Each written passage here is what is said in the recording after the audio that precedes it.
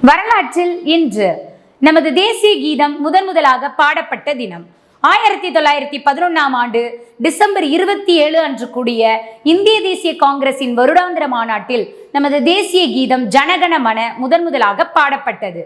நமது தேசிய கீதமானது வங்காள கவிஞர் ரவீந்திரநாத் தாகூர் அவர்களால் பெங்காலி மொழியில் இயற்றப்பட்டது. பெங்காலி மொழியின் பழமையான வடிவமான சாதுபாக்ஷா வடிவத்தில் இயற்றப்பட்டது. இதில் பெரும்பான்மையாக சமஸ்கிருதம் பயின்று வந்துள்ளது.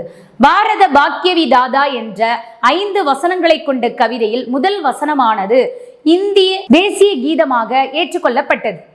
நமது தேசிய கீதமானது 1911ஆம் ஆண்டில் டிசம்பர் 27 அன்று கூடிய காங்கிரஸ் மாநாட்டில் பாடப்பட்டது. மாநாட்டின் தலைவர் பிஷன் நாராயணன் தார். பாடியவர் ரவீந்திரநாத் தாகூரின் நெருங்கிய உறவினரான சரளா தேவி சௌத்ராணி. இப்பாடலை இந்தியில் மொழிபெயர்த்தவர் கேப்டன் அமீத் அலி. இப்பாடலின் இந்தி மொழிபெயர்ப்பானது 1950ஆம் ஆண்டு ஜனவரி 24 அன்று நமது இந்திய அரசியலமைப்பு நிர்ணய சபையால் தேசிய கீதமாக அங்கீகரிக்கப்பட்டது. நன்றி, வணக்கம்.